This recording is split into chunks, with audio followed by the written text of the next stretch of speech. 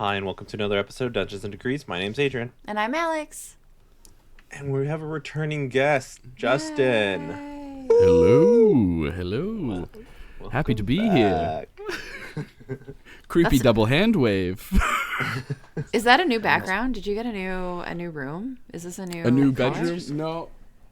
Maybe moved my camera around a little bit. I think I moved my desk this way so that you could see more of it. Okay. It's beautiful. Yeah. Good job. Thank you so much. I appreciate it. Every once in a while, they're like the slightest. I think my room is slanted because like the painting. It's like such an annoying thing to see the tiny differences and one painting is whatever. My entire apartment is not like there's not a straight line in here. So like the curtains are all hung based on look, but if you look at them, they're definitely not. Half the things I was like, okay, we're gonna look at the top of the wall and or the top of the ceiling or the ceiling line, and then we're gonna be like, okay, we're just gonna pretend like it is, but then you, I don't know. Yeah. I didn't build it, so I guess. I get it. I eyeballed all this stuff. Mm-hmm. In a perfect world, they would be the exact same distance. Like each frame would be like perfectly, but that is not the case.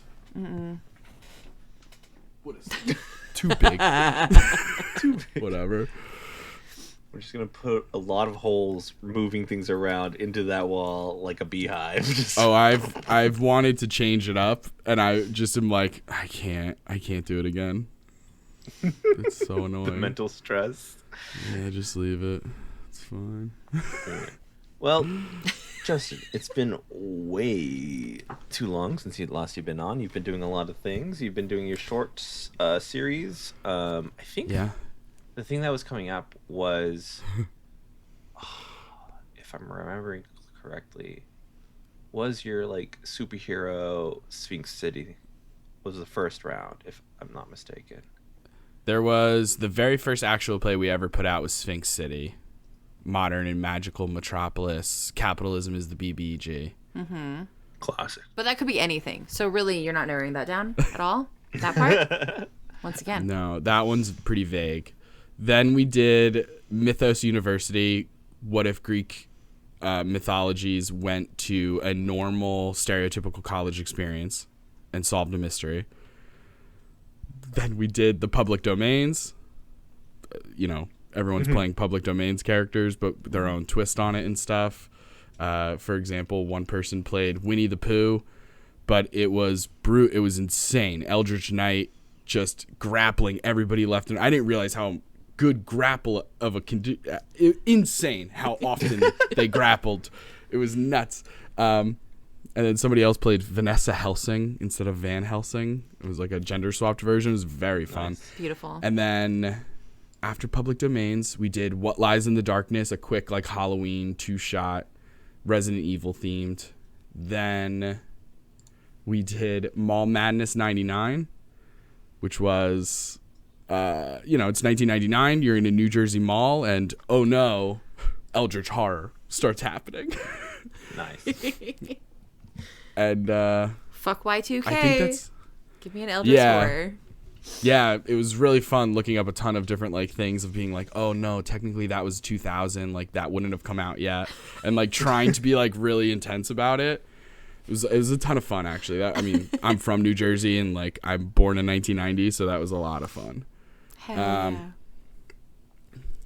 And then I've done a bunch of one shots for like other people and like for charity events and stuff, but the next actual play, we took a couple months between December and the new year and everything, and scheduling.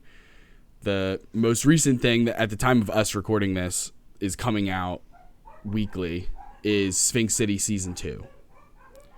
And so the gang's back at it. There's still more capitalism that we gotta freaking get our paws on. The terror never ends. Yeah, it was really funny because it was like, okay, in season 1, they took out the realty group.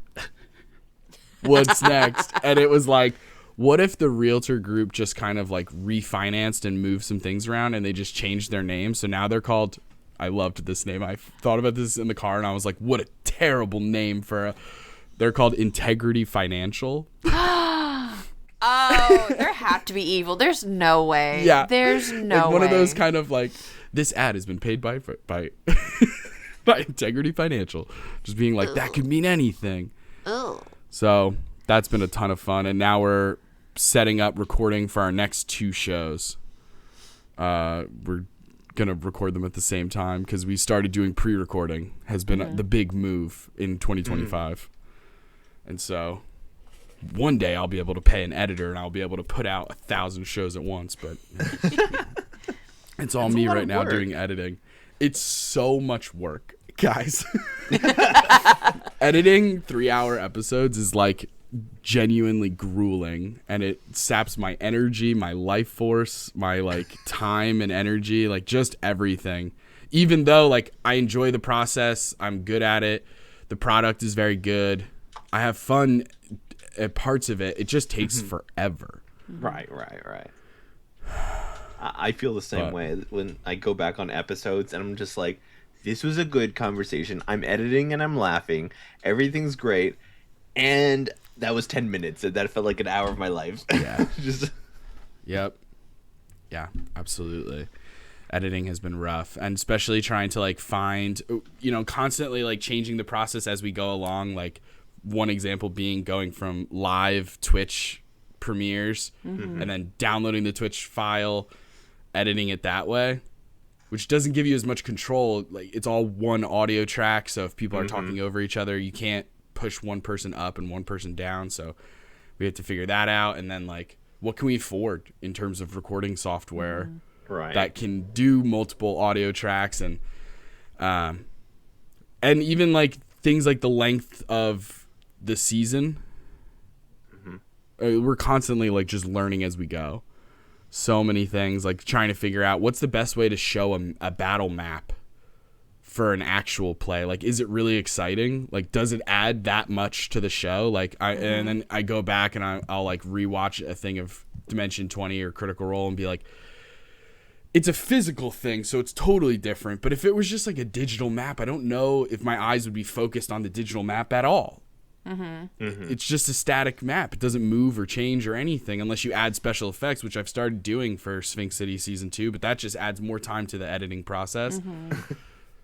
So it's like, I think I might just do Theater of the Mind forever, unless we're somehow blessed to do in-studio things, which will never happen. But dream big dreams. Maybe. I wouldn't say never. Listen, I'm just as a person who's gone through this existence, every time I've said never, it's come back and bit me straight up in the ass. Like, yeah, if we never get it, you're gonna get it then. So really, I hope so. I guess keep saying it. Yeah. What was the reasoning for the switch from being like live to recording? So one small facet of it, the most important part of it was scheduling. It just opens up scheduling because we had decided early on that our Twitch schedule was going to be Thursday evenings. And it's like, well, what if we want, for example, like you or Adrian in the show and you guys can't do Thursdays? Then it's just like, okay, you guys can never be in a So You Want to Be a DM show. And it's like, that sucks. So let's open it up more.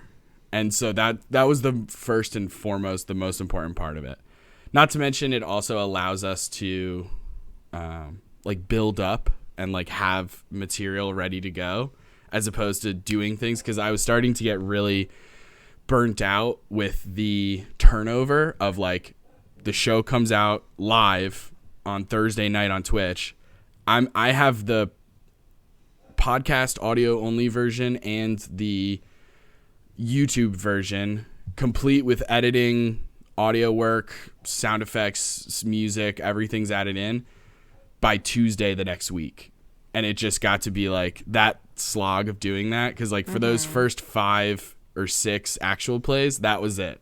Constantly, there was no breaks. It was just constantly going. And I was like, I'm not doing social media anymore. Like I just stopped posting to other social media things just because I couldn't do it. I was like, I'm getting stretched too thin. So that was a big part of it, was like, we could record so much in such a short amount of time, and then I'll just have it on external hard drives and I can get to it when I get to it and post it at our own leisure. And it hopefully opens up scheduling so that we can bring in more potential cast members. those were all the main reasons. A tiny like production reason was the fact that we use Zoom, for example, just because it was literally the cheapest that we could find. Nothing special about Zoom. It's just cheaper than some of the other programs, straight up. But when you record a recorded session the same way that we're kind of recording right now, it gives you an audio track for each person separately. And that was the most important thing, because some people have really good mics and some people don't have good mics. Some people have good habits when it comes to like talking into the mic versus like talking over here. And it's like, okay, well, don't do that.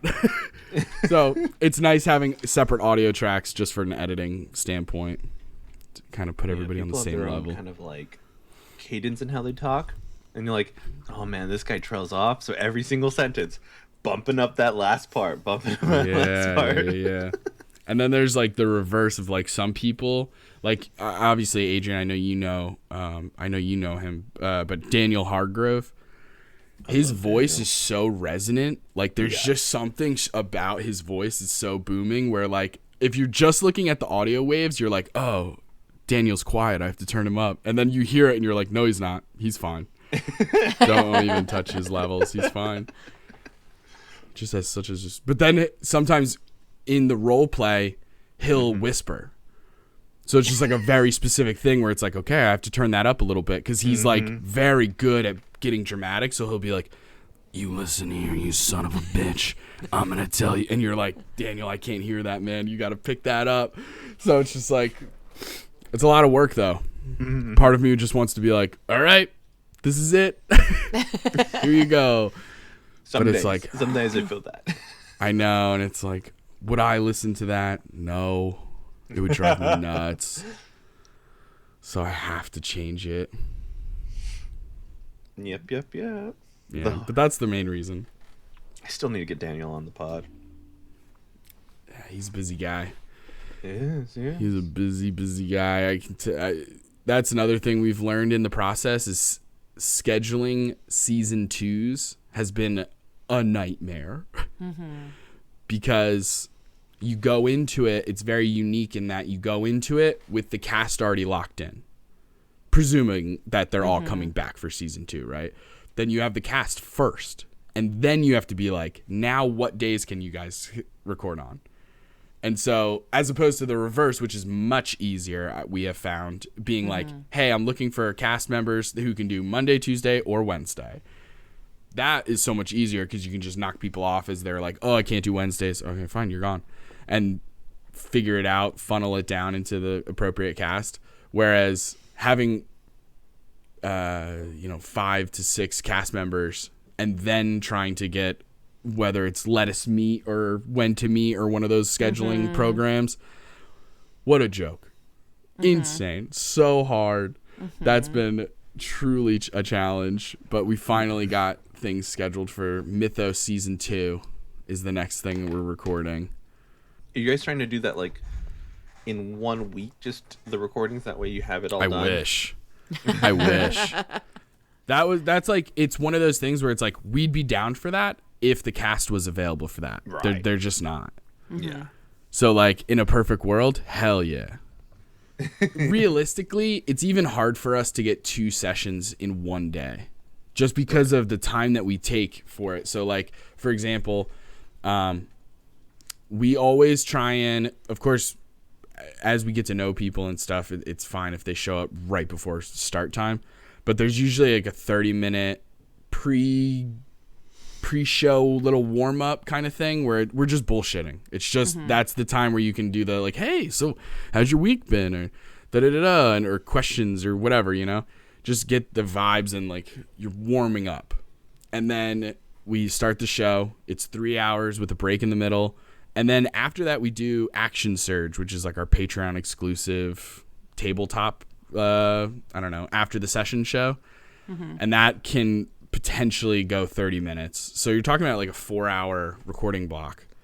So doing 8 hours in like one day would be pretty insane, especially considering all we're paying these people is plugs. You know what I mean? Like, realistically, we can't afford to pay ourselves. We certainly can't pay cast members. So it's just out of the goodness of their hearts and the ability to promote their own stuff that they've got going on in the process. And that they'll have, like, their link trees in the description or something. Right. So it's been a fun challenge. I appreciate the difficulty of scheduling and figuring out all the different working parts. Because, like, for Mythos Season 2, not including myself, it's 6 cast members, 6 players. Insane. Impossible. It's so hard. But it was a huge learning experience. In Season 1, Mythos Season 1, it was our shortest season. We did 4 episodes. Because it was just like a small idea. Like, I just didn't think in my head that it was, and not to mention we were getting, like, for what we considered, it was only our second actual play, and we got what we considered to be some big names in the community. We got Daniel Hargrove, Meadow, Spunky Taylor, Classic Sam, Connie Cameron, like a bunch of, like, people we were like, dang, this is crazy. So I didn't want to push it and be like, can you do 3 months of recording? I was like, you guys are just let's just do 4 Thursdays in a row, bang it out, and we'll be done. And we all sort of agreed, like, when we finished episode 4, we all kind of were sitting there and being like, damn, one more episode would have been sick. Like, it did feel a little rushed. We couldn't do, like, a really satisfying, like, epilogue moment or whatever, like a kind of Frodo back in the Shire thing, you know? And so for Season 2, we're like, let's do at least 6 episodes, and it's possible that we'll go to 8. And scheduling that was very difficult. So we'll be recording May through July, like 8 days, and it takes us 3 months. It's 8 days of recording and 3 months because of how insane these people's schedules are. So it was like, this is literally the only way to get these exact 6 people in a session together. And so when I saw that schedule where it was like, okay, 2 days in May, 3 days in June, I was like, I might just set up and schedule and record a different show at the same time. Like, I'm going to have so many off days. I was like, why not? So now I'm scheduling. I have the session zeros tomorrow for an idea based on The Secret Life of Arrietty, if you're familiar. Okay. Yeah. It's one of my, it's like top 3 favorite Studio Ghibli films. Yeah. For cuteness alone. It just has something so, like, heartwarming. It's really about charming. The vibes. Yeah. Yes, charming is a great word for it. Yeah. It's also based on The Borrowers. Yeah. So just teeny tiny people who live in the walls and under the floors and stuff like that. That's basically the idea. But I was like, how do I take this idea, teeny tiny people living in the floors and the walls and like little mice and bugs and toys who all work together, and put another extra theme on it? And so I was thinking about doing an action movie with that same vibe. Stop. That'd be so fun. Because I think that's really cute. And then I'm going to talk to the gang about it tomorrow because I'm genuinely not sure. I have an idea of the villain is like another teeny tiny person. Okay. Or Home Alone style. Actual human burglars come into the house and these teeny tiny people have to stop gigantic human-sized burglars. Because then, think about the action vibes. Zoomed in to the teeny tiny people, there's a massive explosion. You stab the human in his leg trying to slice his Achilles. Huge explosion, fire everywhere. As we zoom out to see the humans, a paper cut on my leg. What's going on? Yep. Just like the humor of that, of seeing it zoomed in and it's like hardcore action zoomed out, is such a joke. I think that's a really funny idea. And that's all of our ideas stem from the dumbest things. That's not the dumbest. Okay, hold on. Because The Borrowers and Arrietty are like super cute. Like, as a Thumbelina girly, give me a little person in a big world. Okay, I love it. So like, fun. It's so cute. But like, talking about the action sequence of like the small things in the big world, like, that's my favorite part about Ant-Man. Like, any of those scenes, that's my I don't They're you could have done so the funny. entire action scene zoomed out and I think I'd still enjoy it. Because Because then the theater of mind, Yeah. my brain is like, oh, they're doing this, this, and this, and this, and it's just like Thomas the Tank Engine like coming off of the rails. Right, exactly. Yes, I think that there's something really funny about the juxtaposition of that, and like playing into that big time with the theming of like how freaking cute and whimsical and charming it is, but then hardcore action. Like just to be able to be like, oh my God, look how big the Lazy Susan. There's an entire saloon inside the Lazy Susan, and oh, this is amazing. And there's a daddy longlegs named the Professor. How whimsical. That's And so then good. like cut to being like, our house is being robbed. We must slice their throats. Like just, it's so funny to me. I'm looking forward to that. That's great. I'm so here for Yeah, it. it's a good idea. Yeah, Just they do always this. start with like what I think are dumb ideas, like just kind of not bad. That's important. Not bad ideas, just kind of dumb because they're just like impulse first thought, and then I just continue to build on it until I'm like, this is it. This is it. Free This is word something. association. Just go. Yeah, Let's do that. it's really like just building themes. So it's just like I knew I wanted to do a tiny world thing, but I need to make it different than Secret Life of Arietti or like Dimension 20 did Tiny Heist. So they have already done something like this. So it's just like, how do I make mine different? How do I add another element to it that makes it stand out? And thus, the idea of doing an action movie was like, that's stupid. That's funny. Let's do that. But if you execute a stupid idea well, then it's awesome. Yeah. No, And it's exactly. funny, and that's our whole shtick is comedy for the most part. I throw in some drama every once in a while with like certain moments, but for the most part, we lean towards comedy. Yeah, I feel like a lot So of it's people been a are, lot of like, fun. within the space kind of lean towards that as well. Yeah, it's interesting. I've been playing with a couple people recently for charity streams and stuff, and I would have thought that too. And then they'll be like, "This is the first comedy based game I've ever played," and I was like, "What do you mean? You seem like a funny person. Your TikToks are funny. Yeah. Why would you only play drama?" Not that that's a bad thing necessarily, yeah. of course, right? Like it's personal play styles is different for everybody, table to table and person to person. But like, I just can't. I fell off of Critical Role because I was like, it's getting too dramatic.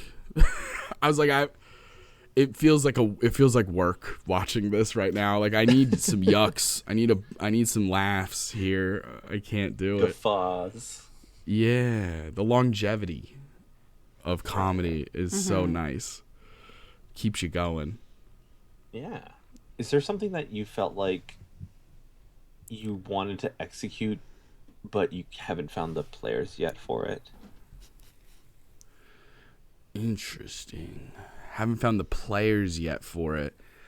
Not specifically. There's one idea I've been flirting around with, but of course at the time I was trying to schedule it last year, it was right around like con season. So like half of our cast was like, okay, well I can't do that day and I can't do this day and I can't do this day. And I was like, well, we're live on Twitch. So like if you're missing half the episodes, what is the point? And thus that show was postponed and we did Mall Madness 99 because I have like dozens of ideas just lying around. And so that idea, the original idea that was supposed to happen was I don't have a name for it other than underwater western. Just cowboys and mermaids, but to get the same. You are both a cowboy and a mermaid. So you are presumably riding a seahorse, and there's some kind of hydro locomotive train going, and you have to rob the train. And there's the Great Barrier Reef and like all these different things, and like tumbleweed goes by, but of course it's coral just like spinning by. And like Stop. all these different things. I'm so excited about it. Yeah. Alex is like falling in love with this. Hold on, but the train is actually like a scuba tank, and like the bubbles out of the like mouthpiece. Yeah, of it's the... like the propellers. Yeah. Yeah. I Or thought they, yeah. for a long time about how that would work. Like how, like what would you be shoveling into the thing if not coal. Like normally old school, right, train, like they're shoveling coal in to like heat things up. So I was like, what would they be putting into it? And I was like I thought a long time about it before I fell on the name Hydro Loco Express. Hydro water, loco, locomotion, ha ha ha, but also crazy in Spanish. And then express because it's a fucking train. And I was like, this is it. I'm done. I figured it out. But that idea is on the burner for a little bit until I figure out the perfect time to make that work. And then I have a lot of ideas where the issue isn't casting or like finding the right players. The issue is that realistically, like D&D isn't a good system for it. Right, yeah. For the story that I want to tell. And so I have to branch out. I've been trying to do a Kids on Bikes game. Really scheduling has been a nightmare for just a silly little one shot for Kids on Bikes. But just like I twist things with D&D, Kids on Bikes I've never played, never DM'd. I'm planning on DMing a game for a group of people, one of which helped design the game. And my first thing was like, there's going to be no bikes. I'm taking the bikes out and I'm changing them with jet skis. So it's kids on jet skis. That's dangerous. No, so fun. It's summer vacation out Mount Lakeston, which is known for its mountains and its lakes. And so at Mount Lakeston, summer at Mount Lakeston, and something about prohibition and the old gangsters hid their money in this cave and you got to go check it out. Stop. All right. Yeah. What is that movie? What? Oh my God. Never mind. Ignore me. I can't think of the character that I'm thinking of. Well, I was thinking, I don't know. I didn't go Goonies. I went Tom Sawyer. Oh. I don't know what that says about me. I don't know what that says. That I was like, oh, we're going to go find a cave. Tom Sawyer. God. I haven't read Tom Sawyer in forever. Yeah. But I made the kids at school. No, I didn't make them. I did not make them. But I was painting a wall to prep for a mural, and I took the kindergartners out to like be out in the sun and touch grass while I was painting, and I was legitimately painting like the white paint on the wall. And I looked over and I had a line of 8 kindergartners just like, "Can I try?" "Yeah, kid. Go ahead. Paint the wall for me." Oh, amazing. Yes. So yeah, that's probably where the Tom Sawyer came in. I don't. Isn't just a Coheed and Cambria song? I don't know because I wasn't a Coheed and Cambria fan. Okay. I just remember renting a house in South Carolina in college when I was a part of surf club. Please I've never stood up on a surfboard. The kid across sophomore year, the kid across from me, Drew, I won't say his last name, but was the coolest kid ever. It was like this kid that just like same year as me, same age as me, was just one of those kids where you were just like, this is the coolest kid in the universe. He had like, his room was like decked out with cool things. He had a record player and like an electronic drum set. He had like swooshy hair and a Sicilian flag, and he was in surf club, him and his roommate Andrew. And so I got wrapped into it with them, and I ended up going to South Carolina, OBX. We rented out a couple of houses, the whole surf club. There's like 75 of us in 2 houses.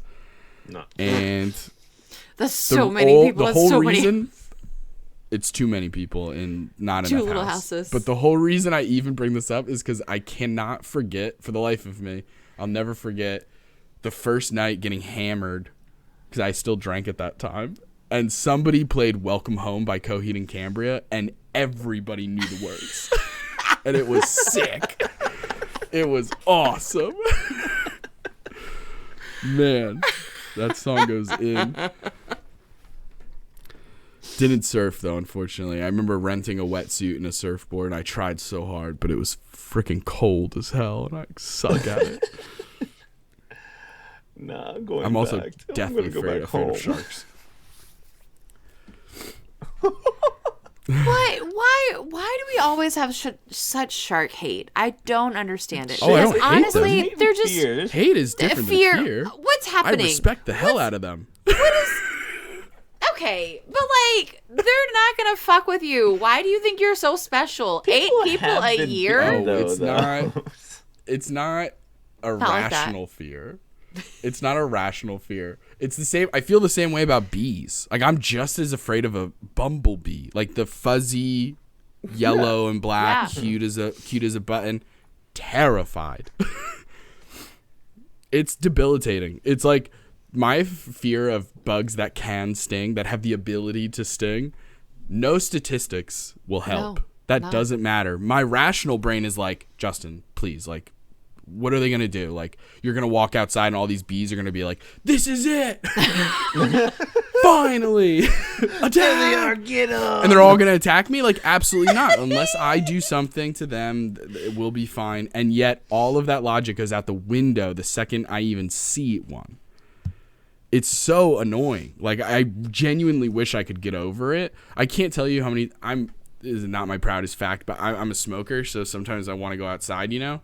And I'll sit at my back door looking at one bee hovering, and I'll go, I guess today's not my day. And I'll just go back inside and deal with it. That, I'm not even kidding. Like, it's debilitating. It sucks. I hate being afraid of bees because I guess we're going cold turkey. they're everywhere. And people are so pro bee. You have to be pro I'm bee. kidding. I know. have to be pro bee. Pollinators. I know, and I They're am such to a good certain degree. pollinators. Again, I don't kill them. Just like I would never condone killing sharks or anything like that. Right. They're I'm just, allowed to be afraid of them. spicy friends that you have to stay away from. Yeah. I yelled shark at a beach once, and it was a horseshoe crab. So, I'm not taking any chances. You know what? If you didn't know what the fuck a horseshoe crab was and you just stumbled upon one, It was a you- shadow. Yeah, it was a shadow in the water. yeah. I could understand that. You'd freak out. Yeah. I mean, also they are like prehistoric creatures. there's It's also crazy. I don't know if they're in anywhere. I don't know where else they exist. I just know that they exist in the Gulf of Mexico because that was the only important fact that I needed my kids to know. But they're like giant isopod, like sea lice things. Like they're roly polies, right? They're like, but they're like like the size of a football. That live in the Gulf of Mexico. Like they're just like in the water in the Gulf of Mexico. They're just like giant roly polies. We should build a And the wall sands. around the ocean and just let it go. And just get rid of it. Because it's so scary. There are so many scary things in the No. ocean. I'm convinced it's bad for us. And Listen- let me be really clear. I'm joking. Yeah, The ocean yeah. is so important. I'm from New Jersey, the Jersey Shore specifically. I love the beach and like the ocean. You like the idea of it. Yeah. Big time. Yeah. If we're all joking here, actually, it's the Gulf of America. I'm sorry. I just Absolutely not. Absolutely not. Oh man. to date this episode when it goes back to the Gulf of Mexico. Listen, for whatever reason, I finished watching Gilmore Girls, and I said, I need loved something it. else. First time? Yeah, as an adult, I think it hits differently. I also don't have a good relationship with my mom. So like Lorelai and her mom's relationship, I was like, I'm not fucking with this. Like this is foreign. I'm so stressed out. And Emily Gilmore. Yeah, Emily. She's rough. Yeah. So that's very She's much rough. the I'm a relationship. big fan, if you can't tell. I have the cookbook. I have a cookbook as if it was written by Sookie. I love it. My sister got me into Gilmore Girls, and I was really like, tried. actually, this show slaps. Even though, like, don't get me wrong, like, there are points where it's just so unrealistic. The writing is so specific. Amy Sherman Palladino, just like the really witty, almost like Aaron Sorkin would be like the male equivalent. Mm-hmm. Like, sometimes the writing is so witty and so fast, so many references that it's like, all right, calm down. What are you talking about? But I still do enjoy it very much. Gosh, I like watching it around the fall. That feels right. I can see like the fall and winter time being like the Gilmore Girl rewatch time for sure. Yeah. However, I finished that and then picked up Handmaid's Tale because Whoa.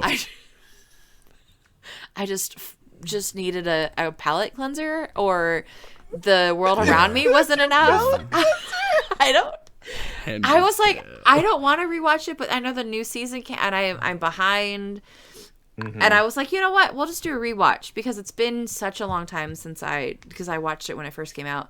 And I was like, all of this, I'm like, oh no. Ugh. Yeah. So what do you do with your palate cleanser when it needs a palate cleanser? It's like it's too, you have to go from like sweet to savory to sweet to savory to sweet to just murder women. Like, I don't. What? Wait. Let me take back my statement. I don't get that. That's that last point was lost on me. No. Was relatable. Not anymore. I get what you Not mean anymore. about switching vibes, though, because that's for sure a thing. Although I did go through a period recently where I just crushed like every fictional scripted ghost-based show on Netflix. It was like School Spirits, Dead Boy Detectives, Lockwood and Co. Like, I was just crushing ghost shows, and it was fun because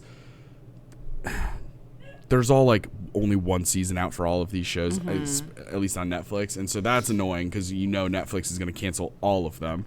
Yeah. So it's like, I'm never going to get to see any of these things finalized. But it was really fun watching them back to back to back, seeing how they all took the idea of ghosts and did them differently. Yeah. And so that was really inspiring. Like, in one show, it was like similar to like in True Blood, where vampires are just like a known thing. One of the shows, it was like ghosts are just a known thing. The whole world just knows that ghosts are real and they exist, and entire world agencies have been created to fight ghosts. And then in other ones, it was like, don't tell humans that ghosts are real, they'll think you're crazy. And then in other ones, it was like totally different, where it was like School Spirits was really, really cute. I enjoyed that a lot. I also really enjoyed Dead Boy Detectives. I was so freaking sad to learn that it's in the same universe as Sandman, because the whole Neil Gaiman thing.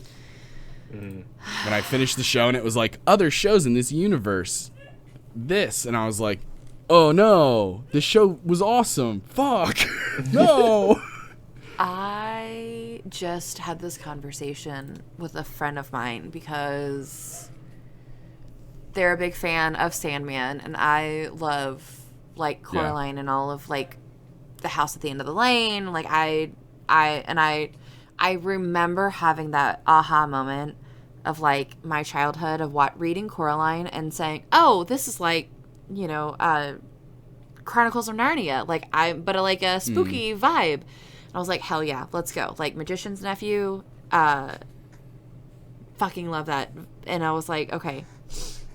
And as the sad emo girl navigates through this life of, once again, another fucking author, beloved in childhood, like, I just don't need the author of Ella Enchanted to do anything. I need you to shut the fuck up. Like, I don't need R.L. Stein to say shit. I don't need, I just need them to shut the fuck up. Mark Twain? What's he doing? Who's he dragging around You know these what? days? You're right. Thank you. That son of a gun. We didn't find out any information. But no, I'm There's with some you. I skeletons totally in that agree. I totally agree. I get it. It's really rough. I'm currently like, I've been trying to think about how to create some sort of content that is like so obviously a FU to JK. I'm like, other than just being like, I'm a British woman and I wrote a thing on wizarding and stuff. Like, I'm trying to figure out how to make it funny and interesting, but like, I don't know. I think it is an eldritch horror. Like, she's got one in her house, and it just makes sense after you find out, like, she's just possessed with something in her home. And then the timeline resets itself. I would like to believe that she's possessed, but I also feel like I need her to take some fucking responsibility. It's true. Yeah. 100%. She is the eldritch horror. She's becoming the Eldritch Horror. Yeah. She like takes her mask off. Actually, I wrote Huckleberry Finn. Fucking Mark Twain the whole time. You've been giving out awards in my names to comedians for some time. I've seen it. Man. But yeah. So short seasons. It's crazy. It's been crazy. We were gonna talk about that because last time we had you on our podcast, it was like literally a year ago. Like we are. This is our anniversary, if you will. And you listed. Paper, I think. It is paper, just for the record. Yeah, it's paper and then cotton and then I don't know why I'm looking over there like any of the things are still up You there. have a sign. You have a sign. I know. To be fair, that was what the former partner and I and spouse that's what we did. Like the present had to be in the traditional gifts. So I do know because I got through 10 years. I got through 9 years and some change. Damn. Didn't make it to 10. It's fine. There was a whole question. Oh, you were listing off all of the shows that you were doing in the last year. That's crazy. Yeah. A ton. Yeah, it's really interesting because it's like, even though we do short, I mean, because when we very first started, it was very quickly like, we want to start doing actual plays. We've done the podcast for a little bit now. We're doing all these tips and tricks on how to be a dungeon master. Let's put our money where our mouth is and like do an actual play. And I've always wanted to do that anyway, so it was like, this is a lot of fun. And are we going to go on the scale of like one-shots to critical role? Where do we want to fall? Yeah. And we very quickly decided closer to like Dimension 20, but even not that long. Like their main seasons, you're fine. Adrian, what is this hot take? What? My Hot nephew mic. just texts me, Adrian, catch, and I say no because he's right over there. Oh, and I just okay. like no, and I'm like, oh fuck, I'm on mic. I'm like, I was like, damn, you got a hot take on the length of seasons for Dimension 20. sorry, I know. I'm cutting all of this. Fucking good. cutting all of this. Keep it in. So that's exactly what we were saying, Adrian. We were like, no, we can't. There's no way we can do that. Now you have to keep it in because otherwise it won't make sense. It makes no sense.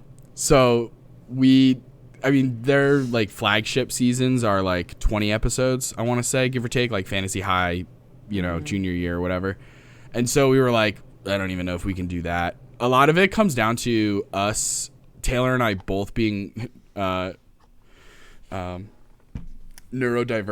and being like, I don't think I can handle doing the same game for too long. I'm going to get bored. Not to mention, like, we're going to have a cast member and be like, hey, do you want to do this show with us for a year? That's crazy. Like, no way. Let's just do short seasons. And then we can do a ton of shows. Like, think about all the different types of things we can do. Themes, adventures, like, different systems even. And so that was very quickly what we decided to do. And it's just been a learning experience as we go, trying to figure out, like, how many cast members can we put at a table before it's like we don't have time to go over their backstories and it's not interesting. We've done 6, and I think that's absolutely the maximum. And even then, that's a lot.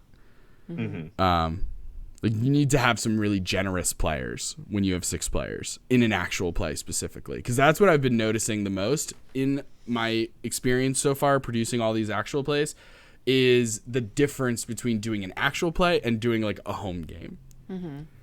Because there's tons of differences, because it's like, this is for entertainment for other audience members who aren't here.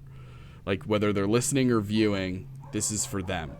So like, do I want this to be an educational thing where we're going to spend the time going over the rules and like keep that in the edit? Or am I going to cut all that out? Like, how much am I going to use a map, or am I going to use theater of the mind? How high level do I want to go? Because the higher specifically with D&D, the higher level you go, the more crunchy things get and the more time consuming combat is.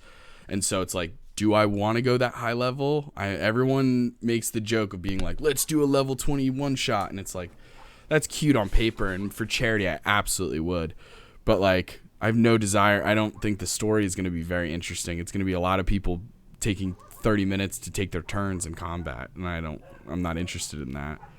So it was a lot of like using me and Taylor, like using our own tastes to help guide us a little bit. Mm-hmm. So it was like, well, I don't like it when this show does this, so let's not do it that way. Let's do it this way. Or I'm not a fan of, like with Critical Role, somebody comes in and you say, hey, have you seen Critical Role? They're like, no, I haven't seen it. Oh, you should watch it. Oh, how many episodes? A million? A million hours.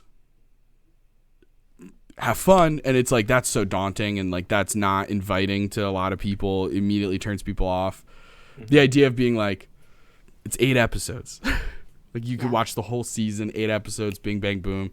A lot of fun. We put music and sound effects and like cute little things in there. Even to the point of my recent favorite thing has been letting myself, the editor Justin, have a voice. So like if somebody in the actual play makes a dumb dad joke, I'll put a sound effect of an audience booing. So like so it's just like a lot of fun to put like those little extra things in there. I did one recently, the most recent episode that just came out. There's a moment when I forget what something is called. It's like there's like a top secret hotel that's like almost like the John Wick hotel in Sphinx City, because Daniel Hargrove was playing a version of John Wick. So naturally I had to have an assassin hotel. Right. And so it was like, I couldn't think of the name of it though. I was like, damn, we came up with the name of it. What is the name of it? I was like, it's called. And then I had to look it up in my notes and I finally found it. So when I was editing, I had a choice. I could cut all that out and just immediately get to me saying it's called the Interconfidential, or I could leave it in. But what I'm going to do is it's going to start with me going, what's the name of that thing? Glitch effect, cuts, the colored bars that TVs do sometimes when they're having a signal interruption. And then it goes boop, glitch effect again. And then it cuts back to me being like, the Interconfidential. That way it's like this silly little joke of me. I'm actually bringing a ton of awareness to the fact that I couldn't think of the name of this thing. Right. And having that be like a silly little joke that's like a meta joke on top of, like I love stuff like that. So I am having fun with the editing, but goddamn, it's so much work. I miss editing short form stuff. Mm-hmm. Where do you get your resources from? Do you just look online, free sound effects, this, that, or? Oh, great question. I use CapCut Pro. Oh, nice. So CapCut Pro has everything I need. There's some like really weird stuff with it though. Like I wouldn't necessarily recommend it to everybody. Like do your own research and all that stuff, because like how they handle copyright is like really, really confusing and interesting. Like they have a huge library of music and sound effects and like everything you could want. I've used it for every single project that we've ever done. And 90% of the time you're fine. But every once in a while I do get a copyright thing on like a YouTube video. But it's never something that gives me a strike. It's never like a claim. It's always just like, hey, this thing is copyright, but they let you use it. And I'm like, okay, well then take off the copyright thing. Like, why is it? Don't let me use it if it is. I'm very confused, but that's like, and I've emailed them. And as you can imagine, emailing CapCut support team is like an absolute joke. Like they didn't help me at all. And then they just stopped responding when I was like, you're not answering my question. And then they just never responded. So I was like, okay, cool. So I'm kind of just like, I guess I'm just going to keep using this until it becomes an issue or until I can afford something better. Like right now I can afford this and it does have all of the services. Like everything I need is all in one place. So that is nice. And I've figured out some shortcuts, some cutting corner things to make editing more efficient. Figured out different little processes that work for me and stuff. But yeah, the short seasons have been really fun. I've realized that this will be an interesting thing. Maybe this is true. I want to talk to other people who have done actual plays and like kind of find this out. I haven't had a chance to like really talk to anybody who does like a ton of actual plays. I think the only way that we're able to make it work is to make it a little railroady. because it's like, hey, this season is 8 episodes. So at the end of episode 8, the BBG's got to be dead. Right. So there's certain aspects of the show that are like just very railroady, where it's very much like, hey guys, in this next episode, like I kind of need you guys to get to the festival. That's where the next fight is going to happen. Because, you know, I'm sourcing maps. I'm making sure that the maps are legally owned and that I'm not ripping them off or something crazy. Obviously, we're not using any AI or anything. So just like for the sake of resources and prep and statting monsters out and stuff and like my own writing style, lately we've been doing with specifically using D&D as the system. We bounce episodes where it's like an RP episode, a combat episode, an RP episode, a combat episode. And so far that's been working really nicely, but I don't want it to get too formulaic. I think that'll eventually get boring. So still trying to figure it all out. It depends if we use maps or not, or if we use Theater of the Mind. Theater of the Mind, you could jump into combat at any time, which is why I low-key love it. But I think the railroady, like, and that makes sense though. Like there is still storytelling, and I think that's what changes the actual play aspect from a home game. That you have the opportunity to actually write a story, and those story beats still need to be hit because it's still consumable. It's still media, right? I don't want to just watch a shopping episode followed by a beach episode. And maybe at home I need that, but I don't, as a listener, I don't want to listen to those back to back. I need it to keep going. I don't want it to feel like I'm wasting my time listening to the episodes. So like, yeah, I think that's a normal, that feels like it'd be normal anyways, that you should all sort of know that's where what you're I think, going. Because you're right. It's like, it just makes it so much nicer when you're like listening to it and you're like, all of this matters. So like keeping things kind of like punchy and just constantly like things are happening, even in the episodes that are all RP and we're definitely not getting into combat. I still want it to be like constantly moving and just, I don't know. It just makes it a little bit more digestible. You used the word consumable. I think that, that's super important. And it's a lot of fun for me too, because like I come up with this like very loose backbone of what the season is going to look like. So for like Mythos season 2, without going into spoilers or anything, because like the players don't even know all of this stuff, I had an entire season 2 written out using Greek mythology. The idea was like, based on when we're filming this and when we plan on having it out, it's going to be like summer. So let's do, you guys are all in college, or your characters are all in college. We'll have this be like summer break. And so I came up with all this idea. I'm like researching. I'm so many rabbit holes deep on Greek myths where I'm like looking up people who I've never heard of just based on names. Because it was like a clickable link. And one of them's name's Echo. And I was like, that's fun. Click on that name. Apparently, she distracted Hera. Hera was trying to peep on Zeus to be like, I think he might be cheating on me. And Echo distracted her. Zeus did cheat on Hera. And Hera was like, how dare you distract me? I'm trying to catch my man cheating. And so she like removes her body and now she's just a voice. And that's like Echo. And obviously there's a lot of relations to the word that we use today and stuff. So I was like, that's so fun. I can't wait to use. All this is to say, 2 of my players backstabbed me, and I'm joking 100%, because they put in the comments of our little group thing on Discord, they were like, hey, what if we like our characters took vacation in like somewhere in Scandinavia and we encounter the Norse pantheon?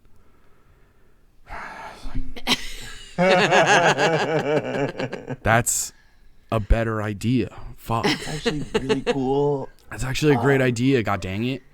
Now I have to rewrite everything. And so I've been researching. Thank God there's way less Norse gods. But there's a ton of mythical animals, many of which have names. Insane. The amount of tons of research.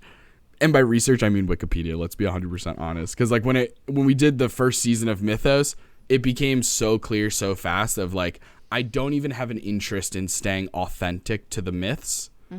Otherwise, the amount of vulgar trigger warning kind of stuff that's going to go down is out the wazoo.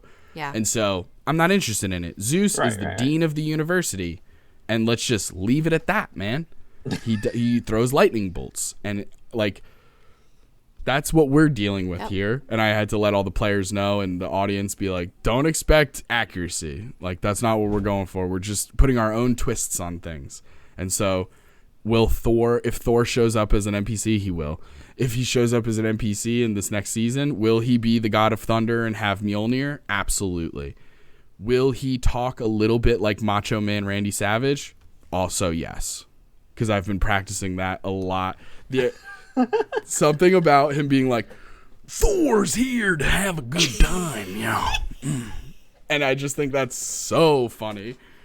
And I've been planning a lot of fun stuff with that. The tassels too, just like a little. Oh yeah, like a little Ric Flair. A little.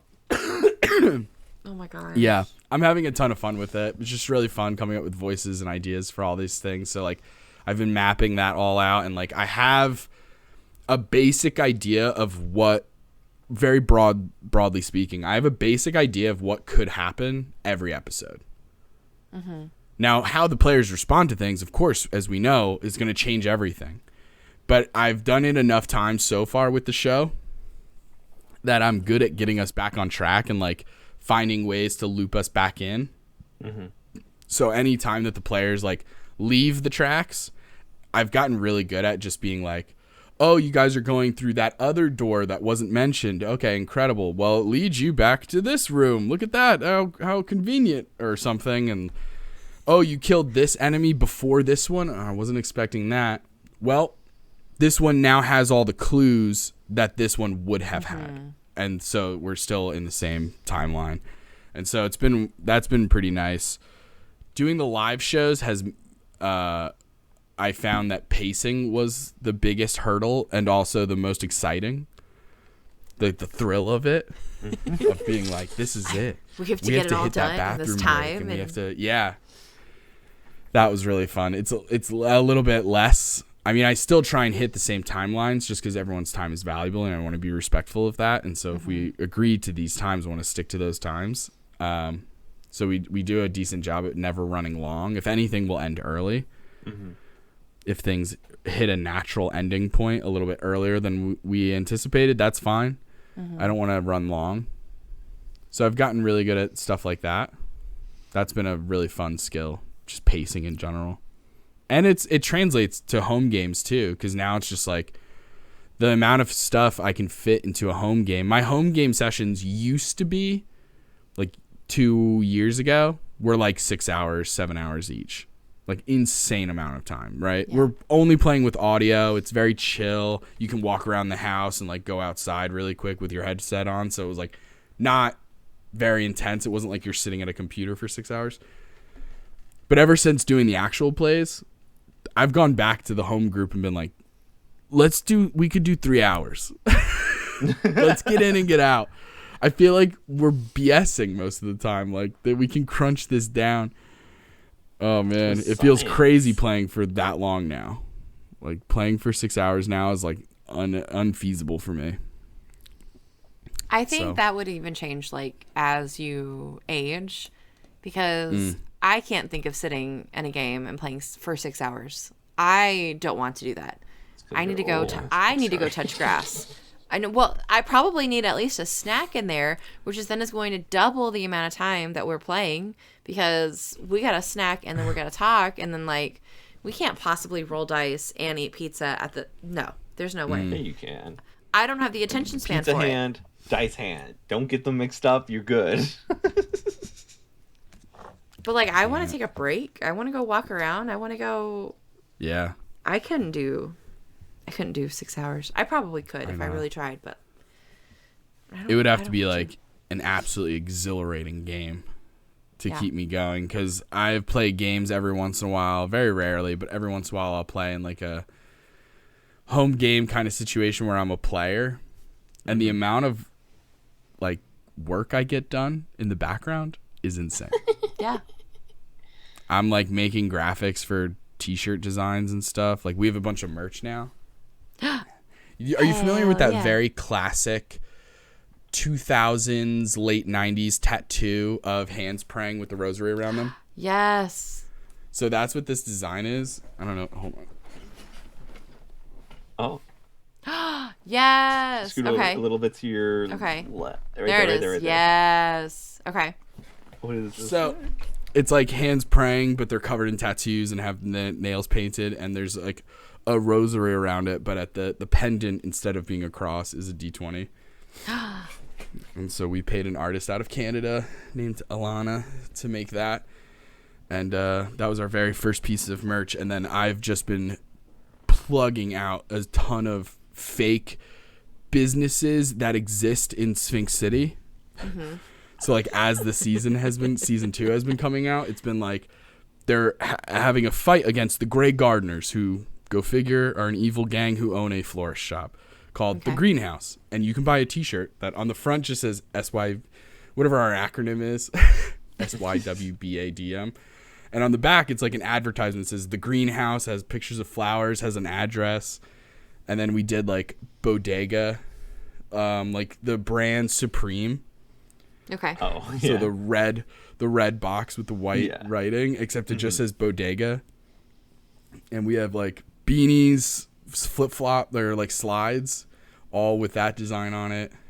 We invented our own form of cryptocurrency in the world.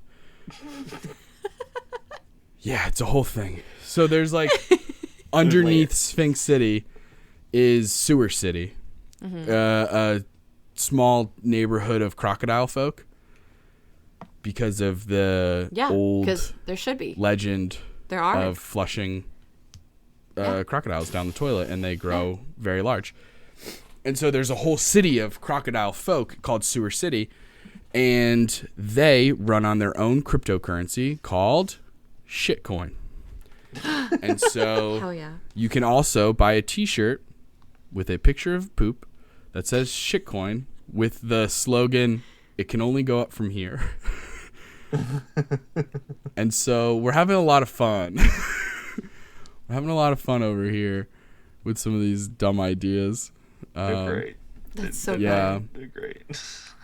It's just fun doing different stories and like doing completely different vibes of things, you know, like, or like taking two different ideas and just combining them together. So like Mall Madness 99 was very much like, I want to do a story where it's like teenagers trapped in the mall. Mm-hmm. And let's just set it in the 90s because that's funny and that's when malls were bigger. Mm-hmm. Mm-hmm. And then I started, thinking about monsters because I knew I was going to use D&D. So what kind of monsters, what's the vibe of the thing that's attacking them? And so I landed on Eldritch Horror because, aberrations as a monster type. I was like, that kind of works. But it was a ton of fun because I got to use a lot of like fun references and stuff. There was a lot of like, the lingo was very, this isn't all that in a bag of potato chips. Like I was looking up a ton of information for that particular one. Fat with a PH, those kind of things. Nice. Or like you're bugging. That was another big one. You must be bugging. There's a couple like really funny ones. And then I came up with this dumb idea of like, what if there's 4 individuals who help the teenagers throughout the mall, and they'll be like fixtures of the mall. Like the first one was a angelic woman statue in the center of the mall, like a wishing well kind of situation, like people flick pennies into it. And she's holding like the caduceus staff, the symbol for the medical field. Mm-hmm.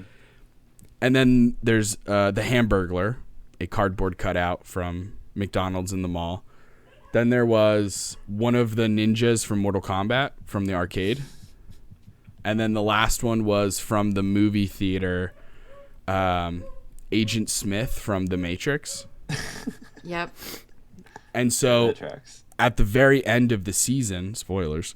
Oh. At the very end of the season, after the players have defeated all of the bad guys, they go back to the fountain in the center where they get their powers for the first time. Because as you can imagine, they're just normal teenagers in the beginning. They receive powers from these entities.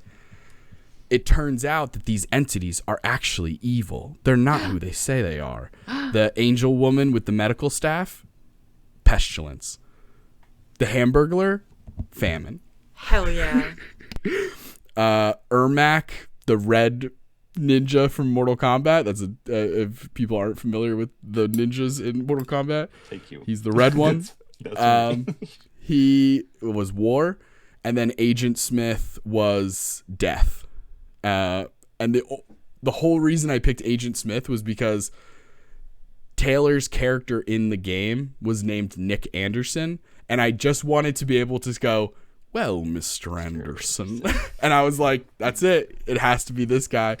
And it was really funny because it was like, I'm like a pretty socially conscious person, and like I'm like aware of things happening in the world and stuff. And so like I tend to overthink a lot, especially being white and being like having like the assumption that I just have this mask appearance. So people just assume that I'm just like a white dude. Right.